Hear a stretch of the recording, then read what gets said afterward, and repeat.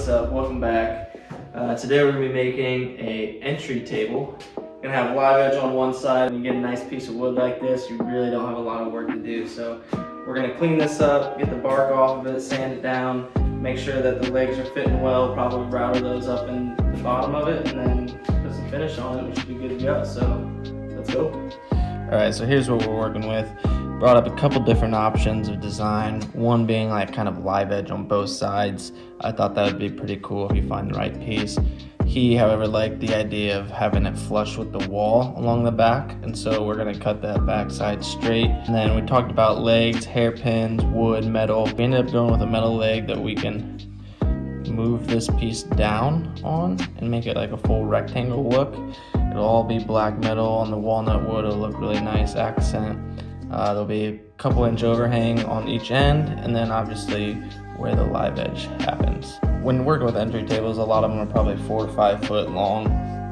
They obviously can vary in size depending on your entryway. You're probably looking about, I don't know, 12 to 16 inches width-wise, depth-wise there.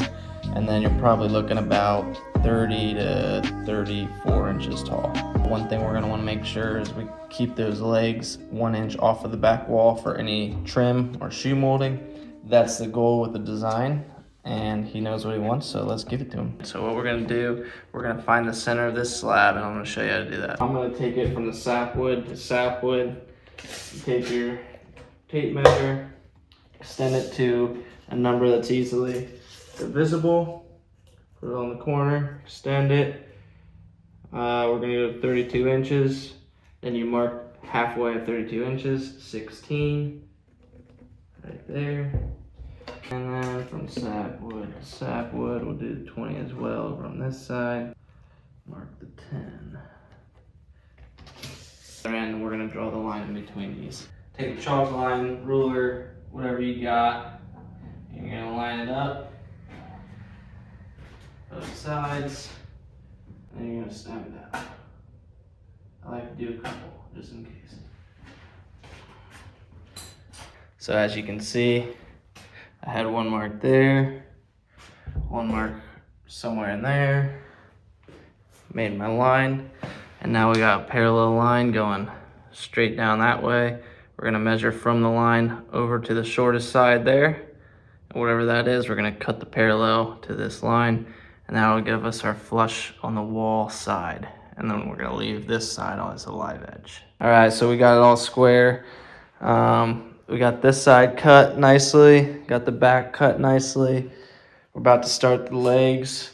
On this other side, the far side here, I think I'm just gonna leave it live edge, let it flow over, kind of round this over so it looks like it's unfinished, not just like a straight cut here.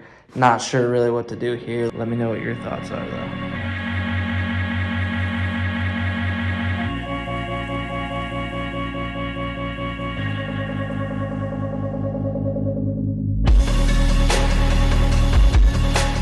All right, epoxy's all hardened up.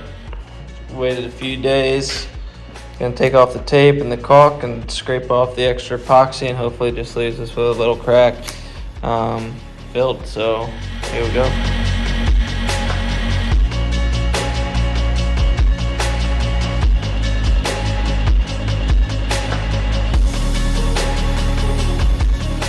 right, so next steps, we're gonna get the legs routed into the bottom of this.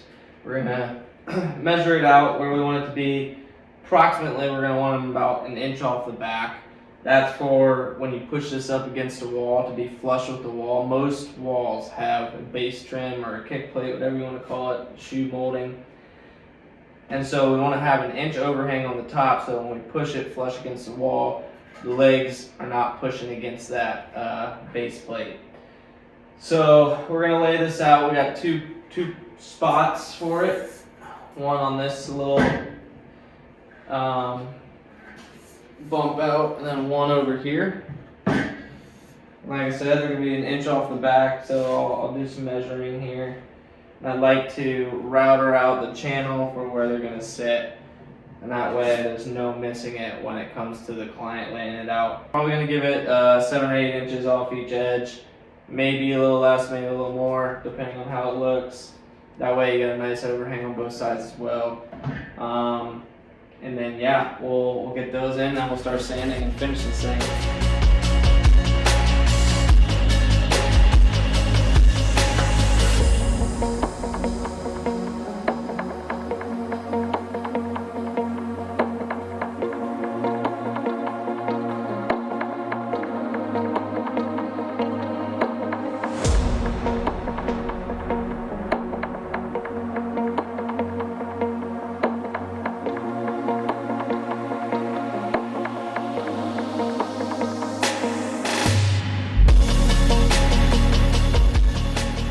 Alright, got the legs routed in, screw holes pre-drilled.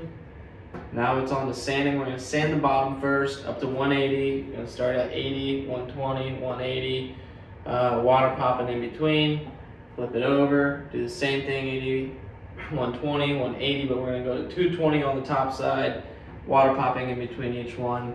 This should make for a super smooth surface when we're ready to put a finish on. So let's get to it.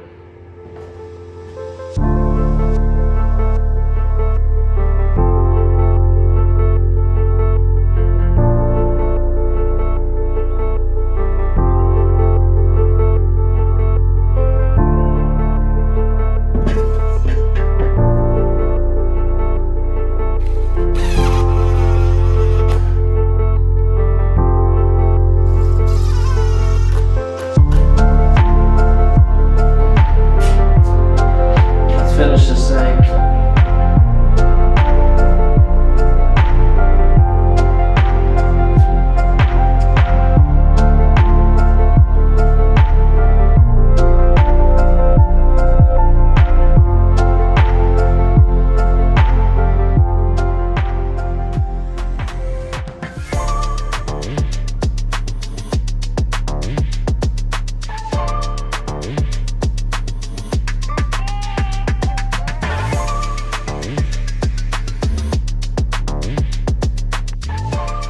That's a wrap on this one. It turned out sweet. This is going down to South Carolina. I'm excited to see my buddy's reaction to it. Let me know what you should think I should build next. I got a couple end tables possibly. Got some whiskey glass frames, something of that nature. Got a couple ideas with some old sports type of stuff. So yeah, comment below what you think I should build next. And until then, keep your stick on the ice and we'll see you next time.